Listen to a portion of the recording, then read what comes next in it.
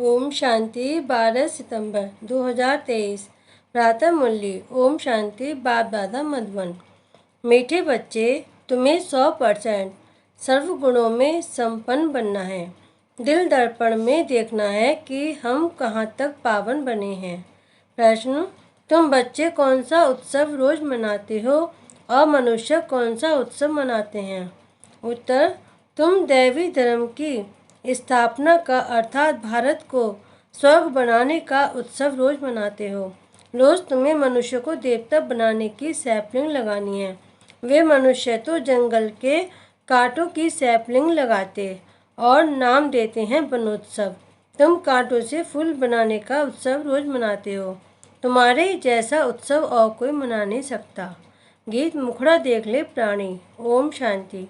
ये किसने कहा? यहाँ तो है ही बाप और बच्चों का सम्मुख मिलन। बच्चों को अब दिव्य चक्षु ज्ञान का तीसरा नेत्र मिला है देखने के लिए, क्योंकि पतित अथवा पाप आत्माएं तो सब थे।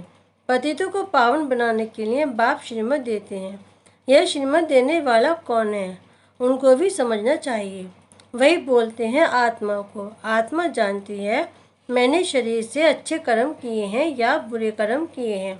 बाबा तुम बच्चों को समझ देते हैं। ये तो जरूर है सब पतित थे। अभी तुम देखो हम कहाँ तक पावन बने हैं और दैवी गुण धारण किए हैं। दैवी गुण धारण कराने वाला है सब गुणों का सागर बाप।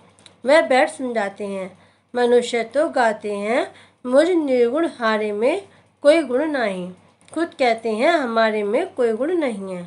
अब तुम बच्चों को फिर 100% सर्वगुण संपन्न बनना है। कहते हैं अपने दिल दर्पण में देखो। जब सर्वगुण संपन्न बनेंगे तभी तुम श्री लक्ष्मी व श्री नारायण को वर सकेंगे। पहले तो बाप का परिचय देना चाहिए। ऐसा जो बेहद का बाप है, जिसके लिए गाते हैं तुम माता पिता, उस परम पिता की बड़ी महिमा है। कहते हैं शिवाय नमः। अब वह तो स्वर्ग का रचयिता है। जरूर हमको बाप से स्वर्ग का वर्षा लेने का हक है। बेहद के बाप का वर्षा स्वर्ग की बादशाही है जो हमको देते हैं। भारत को स्वर्ग की बादशाही थी, अभी नहीं है, जरूर बाप से मिली थी। भारत ही सचखंड बनता है। सच शिव बाबा का ये जन्म स्थान है, यह कोई नहीं जानती। शिवरात्रि गाई जाती है, वह कौन सी? श्री कृष्ण की भी रात्रि, शिव की भी रात्रि दिखाते हैं। श्री कृष्ण का तो माँ के गर्भ से जन्म हुआ है। शिव बाबा के लिए जन्माष्टमी तो वास्तव में नहीं कहेंगे। शिव बाबा आते ही तब है जब ब्रह्मा की रात होती है। रात के बाद दिन अर्थात कलयुग का अंत और सतयुग की आदि होती है। इसको कहा जाता है घोर अंधियारा रात। ये बेहद की बात हो गई। हद की रात तो होती है, परंतु कलयुग अंत को घोर अंधियारा कहा जाता है। ज्ञान अंजन सदगुरु दिया। सदगुरु ज्ञान सूर्य बाप को कहा जाता है। पहले तो बाप और वर्षे का परिचय देना है। समझो कोई बादशाह को बच्चा नहीं है, किसी गरीब के बच्चे को गोद में लेता है तो बच्चा दिल में जानता है ना कि मैं गरीब था और मैं बादशाह का बच्चा हूँ। तुम भी जानते हो हम रावण का बनने से बहुत गरीब कंगाल बन गए थे। अभी हम बेहद के बाप के बने हैं, उनसे हमें स्वर्ग का वर्षा मिलता है। ये अच्छी तरह परिचय देना है और फिर लिखा कर लेना है। हमको बेहद बाप से बेहद का वर्षा मिलता है। ये ज्ञान और कोई नहीं दे सकता। सन्यासी तो घरबार छोड़ जाते हैं, वह फिर माँ बाप चाचा मामा आदि कहलाने से निकल गए खलास। यहाँ तो गृहस्थ धर्म की बात है, वह गृहस्थ धर्म का त्याग करते हैं। तुम बच्चों को बात समझाते हैं। तुम तो देवी देवता गृहस्थ धर्म में थे, सगुण संपन्न संपूर्ण निर्विकारी थे और तुम स्वर्ग के मालिक भी थे। फिर पूज्य से तुम पुजारी बन अपनी पूजा भी करते हो। जब तुम पूज्य सो देवी देवता हो तो तुमको वहाँ पूजा करने की दरकार नहीं है। वैसे ही बाहर देवी देवताओं का पूज्य कुल था, अभी पूज्य से पुजारी बने हो। फिर तुम बच्चों को पुजारी से पूज्य देवी देवता बनना है। इसलिए ही गाया जाता है आप ही पूज्य आप ही पुजारी। बाप पूज्य पुजारी नहीं बनते, बाप तो सदा पूज्य है ही। भक्ति मार्ग में ब्राह्मण लोग मंदिर में शिवलिंग रखते हैं, फिर बाप की बैठ पूजा करते हैं। हम उनके बच्चे हैं। हे परमपिता परमात्मा ऐसे कहेंगे ना, वह तो है निराकार, आत्मा भी निराकार। शिव के पास जाते हैं तो कहते हैं परमपिता परमात्मा शिव निराकार शिव। यह आत्मा ने कहा इन आगंस द्वारा। अभी तुम बच्चे ये भी जान गए हो कि जो अच्छे कर्तव्य करके जाते हैं तो उनकी महिमा की जाती है। अभी तुम माता पिता उस निराकार को ही कहते हो। तुम्हारे सहज राजयोग और ज्ञान की शिक्षा से हम सुख घनेरे पाएंगे, उसके लिए तुम पुरुषार्थ कर रहे हो। कितनी सच बात है। तुम प्रजापिता ब्रह्मा के बच्चे बी के प्रैक्टिकल में हो, सम्मुख बैठे हो। शिव बाबा और ब्रह्मा बाबा दोनों के सम्मुख हो। शिव बाबा को अपना शरीर तो है नहीं, तुम जानते हो। शिव बाबा इनके मुख द्वारा राजयोग सिखला रहे हैं। श्री कृष्ण तो छोटा बच्चा है, वह कैसे कहेगा कि देह से ही देह के सब संबंधों को भूलो, अपने को आत्मा समझो। यह श्री कृष्ण तो कह ना सके, ये तो बाप ही कह सकते हैं। तो ये बड़ी भूल हुई ना। लक्ष्मी नारायण से लेकर यथा राजा रानी तथा प्रजा, उन सबको तो सुख मिला हुआ था। वही सब 84 जन्म ले तमोप्रधान बने हैं। मूल लक्ष्मी नारायण हुए ना, यथा राजा रानी तथा प्रजा। अभी फिर तुम आकाश शुद्ध से ब्राह्मण बने हो। ये तुम्हारा लीप जन्म है। लीप कहा जाता है धर्माओं को। तुम जानते हो हमारा ये ईश्वरीय जन्म है। दिन प्रतिदिन बाबा नए नए पॉइंट्स समझाते रहते हैं। जहाँ तक जीना है अंत तक तुमको पढ़ना है। पॉइंट्स निकलती रहेंगी, ऐड होती जाएगी। ज्ञान यज्ञ भी अंत तक चलना है। रुद्र यज्ञ रचते हैं, मिट्टी के सालिग्राम बनाकर उनकी बैठ पूजा करते हैं। आत्मा की पूजा होती है। तुम जीव आत्माओं ने ही भारत को सिरताज बनाया है, तो आत्माओं की पूजा करते हैं। परम पिता परमात्मा बाप के साथ तुम भी सर्विस कर रहे हो, तो शिवलिंग के साथ सालिग्राम भी बनाते हैं। तो मुख्य पहले पहले बाप का परिचय देना है। शिव बाबा ने जन्म लिया, परंतु माता के गर्भ से थोड़े जन्म लेते हैं। वे है ही निराकार। जैसे कोई शरीर छोड़ देता है, फिर उनकी आत्मा को बुलाते हैं श्राद्ध खाने के लिए, तो आत्मा को खिलाते हैं ना। आत्मा ही स्वाद लेती है, कड़वा मीठा दुख सुख यह आत्मा को भासता है। आत्मा में ही संस्कार है। आत्मा को सुख व दुख तब भासता है जबकि शरीर है। बाबा ने समझाया है सजा कैसे मिलती है। सूक्ष्म शरीर भी नहीं, स्थूल शरीर धारण कराए सजा देते हैं। गर्भ जेल में सजा खाते हैं, त्राही त्राही करते हैं, बस मुझे बाहर निकालो। गर्भ महल का भी मिसाल दिया हुआ है। बाहर निकलने नहीं चाहते थे, ये दृष्टांत है। सत्युग में गर्भ भी महल बन जाता है, वहाँ कोई पाप होता नहीं। अभी तुम जानते हो पतित कैसे हुए हैं। नाम ही है अजामिल जैसे पतित। बहुत पाप करते हैं, पावन माना निर्विकारी। मूल बात ही विकार की है, इसलिए पावन बनने के लिए सन्यासी गर्भवास छोड़ देते हैं तो उनको महात्मा कहते हैं। मनुष्य सब पतित हैं, इसलिए गाते रहते हैं पतित पावन सीताराम, रघुपति राघव राजा राम। अब राजा राम तो शिव बाबा को नहीं कहेंगे, राम परमपिता परमात्मा को कहा जाता है, राजा राम नहीं। मैं तो राजा महाराजा बनता नहीं हूँ। श्री लक्ष्मी महारानी नारायण महाराजा तुम बनते हो, हम नहीं। मैं तो निराकार पुनर्जन्म रहित हूँ।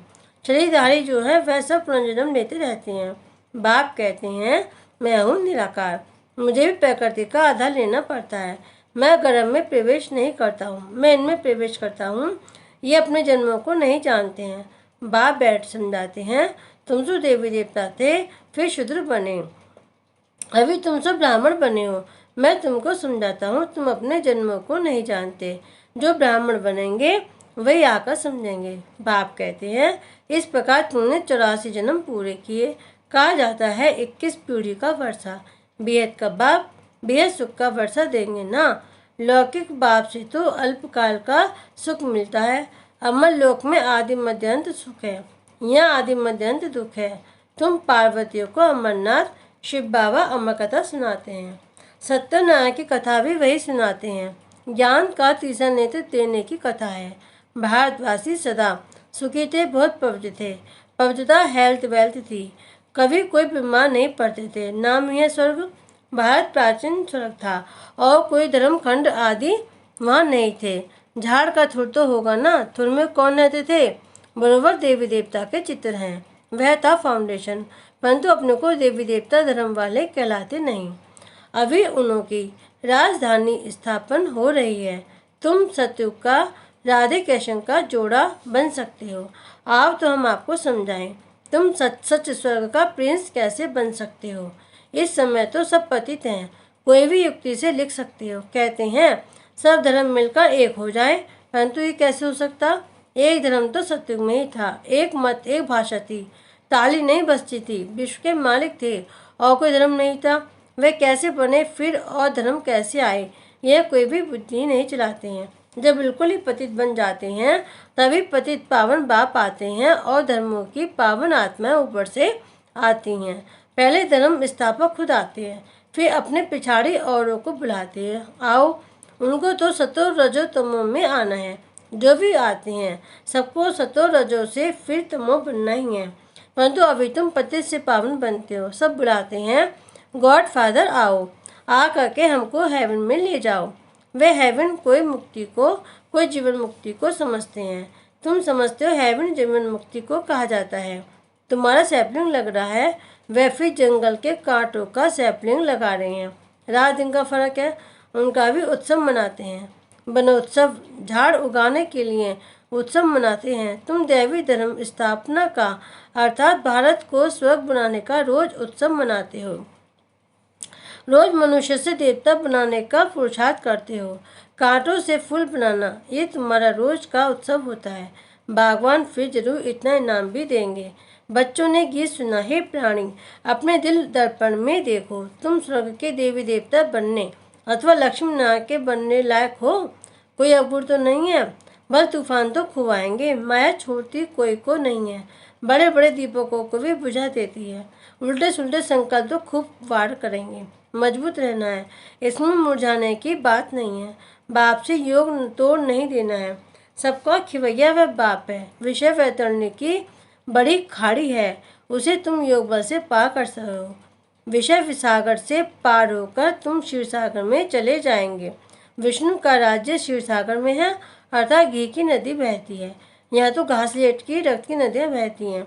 तुम बच्चे जानते हो, शिव बाबा के श्रीमत से हम शिवालय में जा रहे हैं, जहाँ हम सदैव सुखी रहेंगे।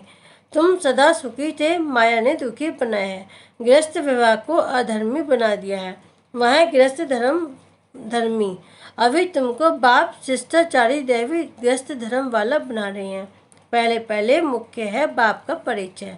तुम बाप का बनने से स्वर्ग का मालिक बन सकते हो। ये तो दुखधाम है, तुम स्वर्ग में जाते हो वाया मुक्ति धाम। इसलिए शिवपुरी विष्णुपुरी को याद करो। याद करते करते अंतमति सुगति हो जाएगी। ये याद रखो, हमारे 84 जन्म पूरे हुए, फिर हम कल आकर राज्य करेंगे। दिल दर्पण में अपनी शक्ल देखते रहो, कोई अबूर तो हमारे में नहीं है। अच्छा, मीठे मीठे सिकिल्ले बच्चों प्रति माता पिता बाप दादा का याद प्यार और गुड मॉर्निंग। रूहानी बाप के रूहानी बच्चों को नमस्ते। हम रूहानी बच्चों की रूहानी बाप दादा को याद प्यार गुड मॉर्निंग और नमस्ते नमस्ते नमस्ते। ओम शांति। धारणा के लिए मुख्य सार, योग बल से विषय वैतरणी की बड़ी खाड़ी को पार करना है। उल्टे संकल्पों में मुरझाना नहीं है, मजबूत रहना है। नंबर 2, पूजनीय बनने के लिए बाप के साथ भारत को सिरताज बनाने की सेवा करनी है। वरदान, टेस्टी 1 लौकिक जिम्मेवारियों को निभाते हुए अथक रहने वाले डबल लाइट भाव।